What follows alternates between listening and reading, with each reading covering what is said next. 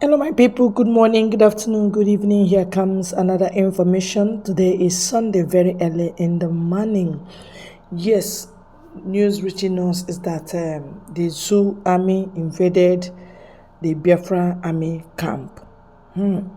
This is indeed the work of the enemy.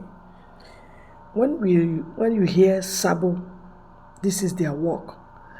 They would call the enemy and come with them by foot.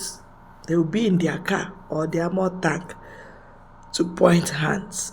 That is the work of enemy. I remember during the weekend, around Friday, we told you that they were paid 7 point something $1,000 or something, yes, so that they will point hands, and that is what they have started to do.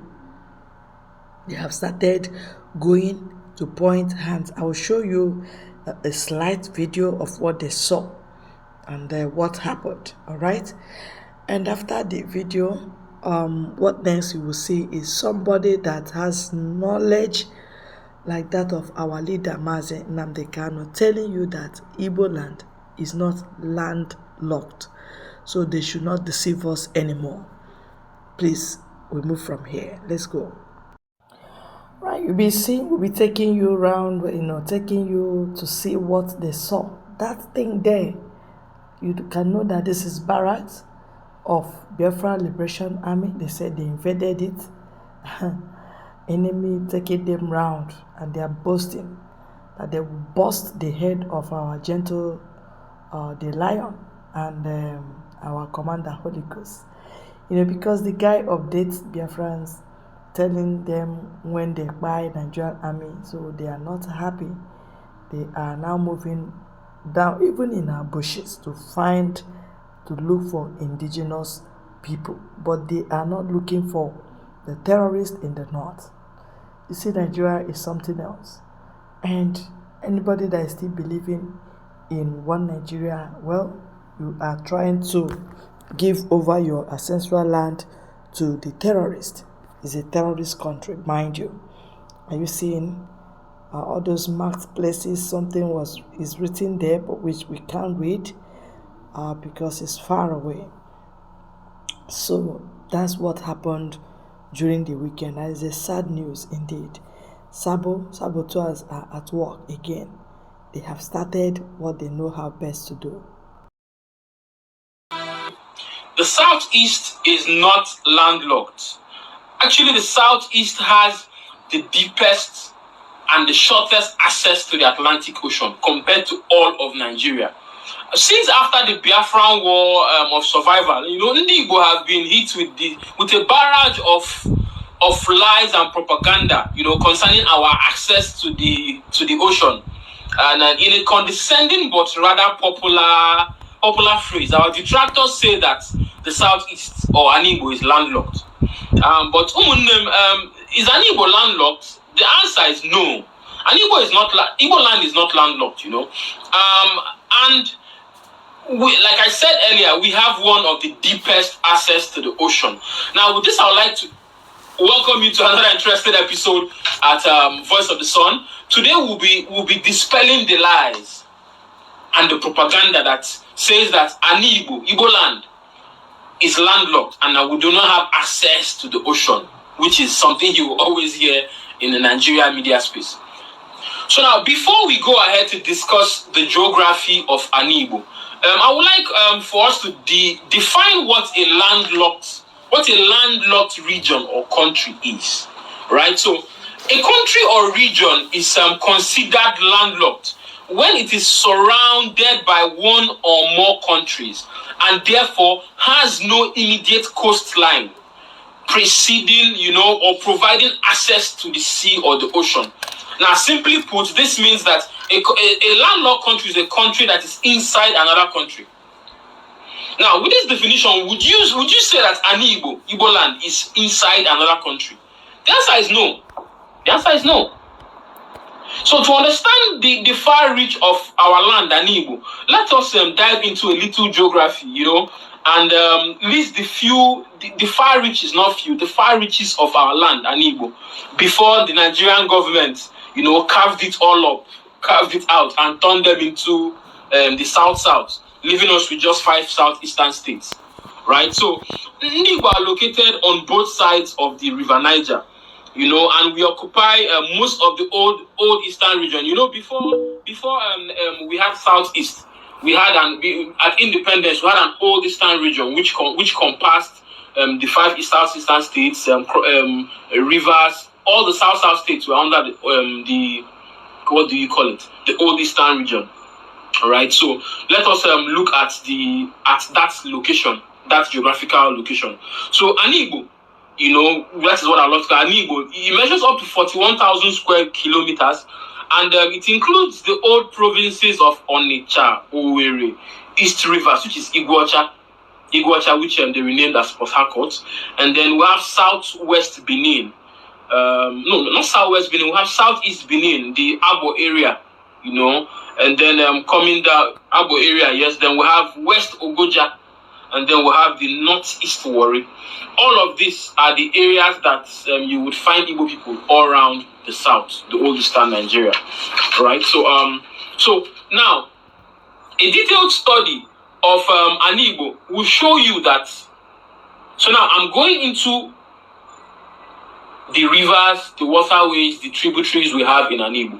Now, a detailed study of our topography would show you that Abia State, Keta, Imo State, Anambra have some of the shortest distances, tributaries leading to the Atlantic Ocean. We have the Azumini or Azumiri in Abia State. We have Imo River. We have Omambala, which is River Niger, and then we have Oguta Lake in Imo State. We have Oseakwa River in Ihiala, Anambra State, which actually terminates in the southeast end of the Atlantic Ocean. And then these rivers I mentioned above, they all have very, very short navigational paths to the Atlantic Ocean. And geographically, they have far shorter distances. If you measure the distance, which is not measured in nautical miles, from land to the sea, measured in nautical miles. Not the nautical miles of these rivers, they are shorter than that of Calabar, Port Harcourt, Ibaka Seaport, to the Atlantic Ocean.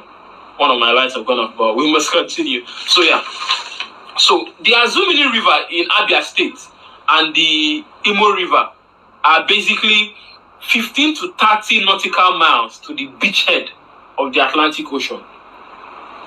Keep this in mind. The Azumini in Abia and the Imo River are 15 to 30 nautical miles to the beachhead of the Atlantic Ocean. And then we have the Obuaku River in Abia State, which is 25 nautical miles.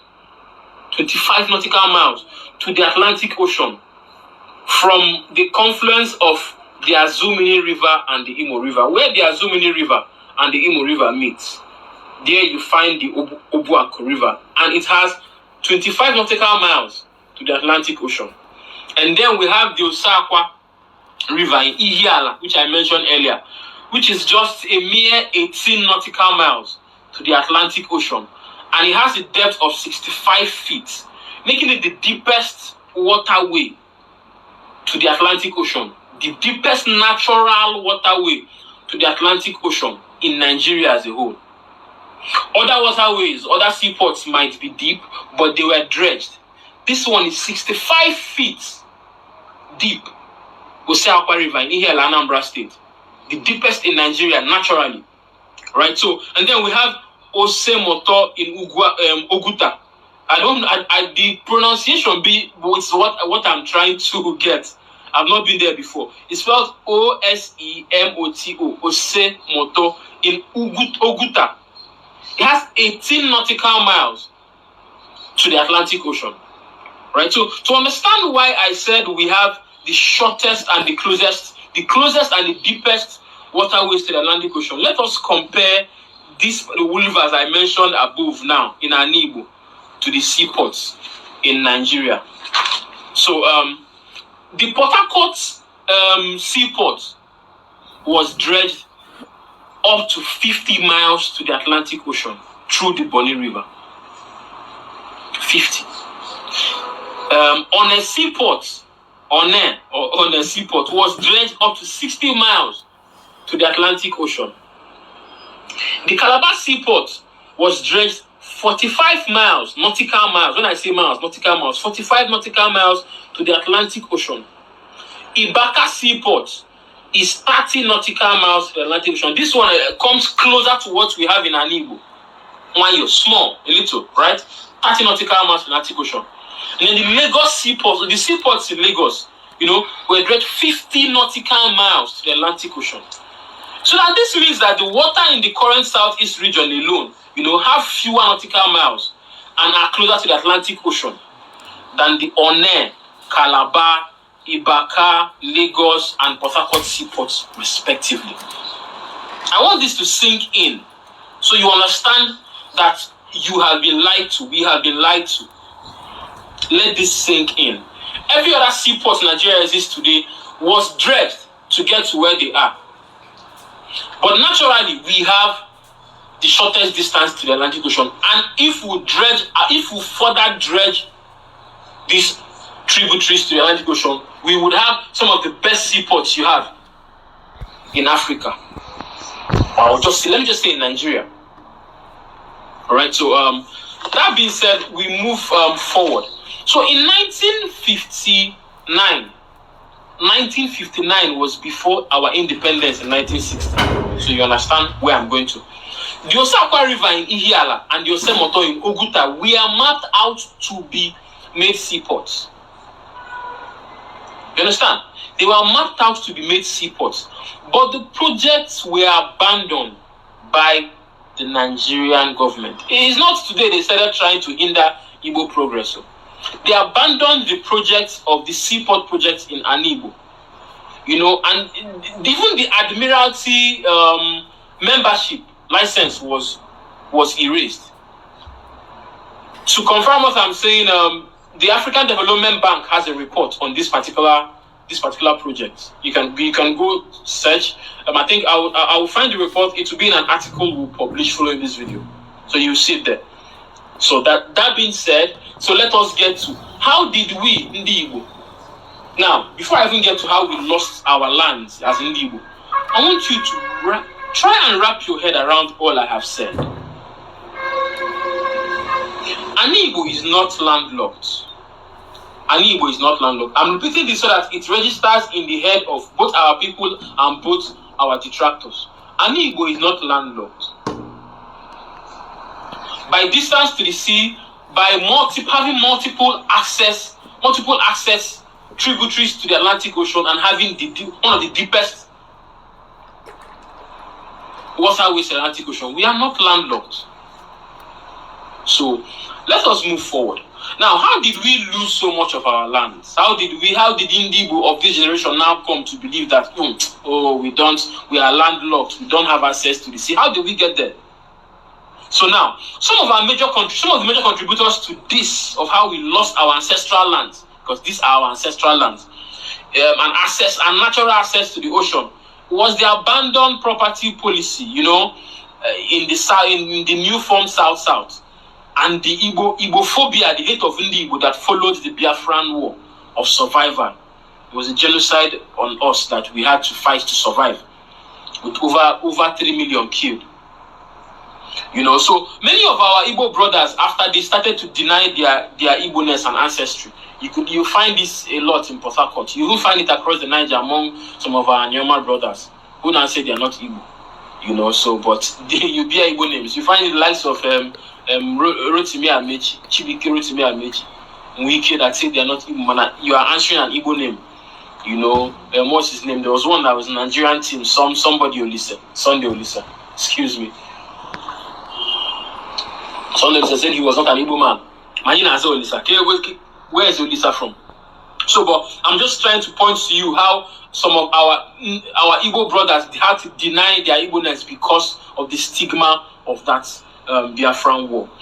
So, and then also by 1976, when General Olusegun Obasanjo was the then military president, he used this. There was a Justice Nasir Boundary Adjustment Commission that was created, and they intentionally carved out Igbo territories and carved them into the newfangled or called mangled is the word, South-South. They created the South-South, which does not exist on the map anywhere in the world. South-South is not a region that exists anywhere in the world, only in Nigeria.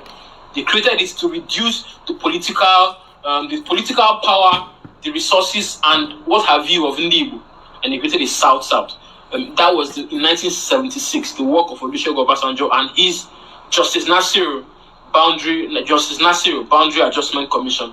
That was when we lost some of our lands, and then going forward, and there are other ways too we lost our lands, but these are the major ones. Now brings us down to the state creation of states and all of that. And over the years, there was no more history. Like after the war, history was erased from Nigerian schools. So without teaching of history, there are certain things you wouldn't know about your people. History was erased. So Ndibo did not even know their ancestry, who their brothers were, how far reached their lands were. We lost all of this with the stopping of teaching of history. Some of us know these things because we invest time in studying our history. You look at the books you see on the set, you see I have lots of history books. This is just few of what I have in my library. And then we have materials online with lots. If you don't know your history, one name, you are gone. You wouldn't know a thing. A foreigner will come and lie to you that your father killed your mother, and you will believe it because you don't know your history. So going forward, we're coming to the conclusion. In conclusion, it is important for us as Ndibo to know that we have a legal access to the ocean. We have a legal access to the ocean. And this legal access is known as the international law of the sea. The international law of the sea. Whether you are in Nigeria, whether we at Ndibo belong to Nigeria or we have a country of our own, this law gives us unhindered access to the nearest sea because we are an indigenous people. Every indigenous people who have waterways leading to the Atlantic Ocean have rights to the ocean and can say that this part of the ocean belongs to us.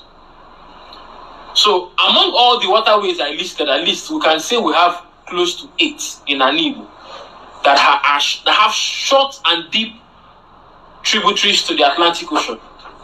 So then tomorrow you come out and tell me, or you tell my children that we don't have access to the ocean, that we are landlocked. You lie. You understand? So whether we are in Nigeria or we're not in Nigeria, we have access to the Atlantic Ocean. Know this and know this today. Ndibo is not landlocked. So and some of the other laws that back our legal access to the Atlantic Ocean are the United Nations Treaty of the Sea. United Nations Treaty of the Sea, and also the African Union Treaties and Conventions of the Sea. Hear me again. We have the International Law of the Sea, we have the United Nations Treaty of the Sea, and then we have the African Union Treaty and Convention of the Sea.